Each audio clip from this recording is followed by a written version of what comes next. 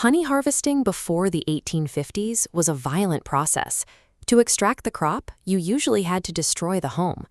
In the wild, bees build interconnected, fixed panels of waxcomb inside enclosed, unmanageable cavities.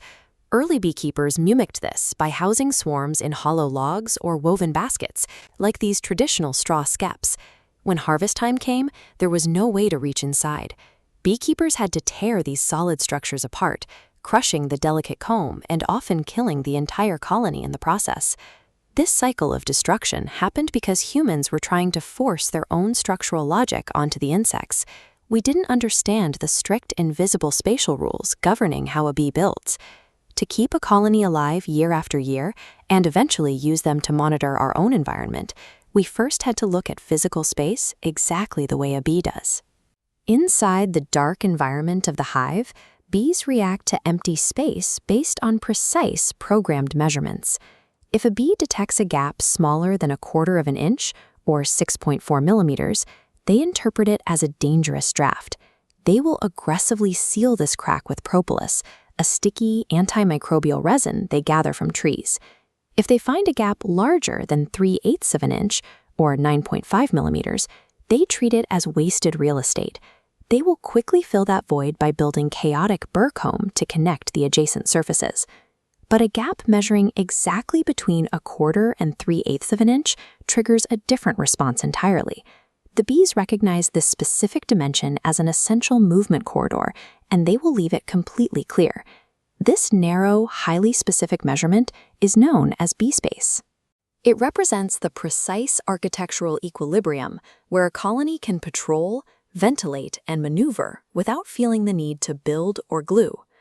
In 1851, Reverend Lorenzo Langstroth realized how to use this biological rule to his advantage. He applied the exact measurement of bee space to artificial hive design.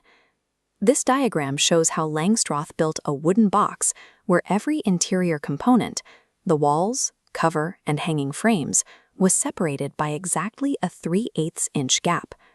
Because this perfectly matched their instinctual tolerances, the bees stopped gluing the pieces together. Without rigid propolis or burr comb locking everything in place, a beekeeper could smoothly lift an individual panel of comb straight out of the box. By yielding to the insect's strict spatial demands, humans turned honey harvesting into a non-destructive, repeatable management system.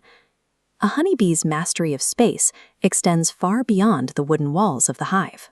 Outside, they have to organize resources across miles of open landscape. To transmit the physical coordinates of a profitable flower patch back to the colony, foragers use a complex behavioral language known as the Waggle Dance. Deep inside the pitch-black hive, a returning forager will walk in a short, straight line across the vertical comb while intensely vibrating her abdomen. This movement contains a strict directional code. The angle of the waggle run relative to gravity equals the flight direction relative to the sun.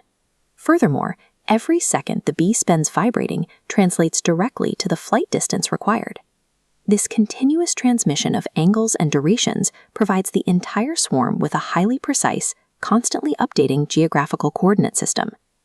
Modern researchers have learned to mathematically decode these dances. This allows scientists to track colony flight paths over massive areas without needing to attach physical GPS trackers to thousands of tiny insects. By recording the hive interior with video macros, observers can measure the exact angles and durations of the dances and plot those external foraging coordinates directly onto our own human maps. As shown in this academic abstract, researchers mapped the surrounding landscape and decoded the dances to confirm that the bees were reliably targeting specific oilseed rape fields up to 3 kilometers away. The biological reality makes this data highly valuable. Bees are efficient, economically savvy foragers. They only expend the energy to perform the waggle dance for the most profitable, nutrient-rich locations they can find. By learning to read the spatial rules of the swarm, first in millimeters and then in kilometers, we have turned honeybees into a distributed network of environmental sensors.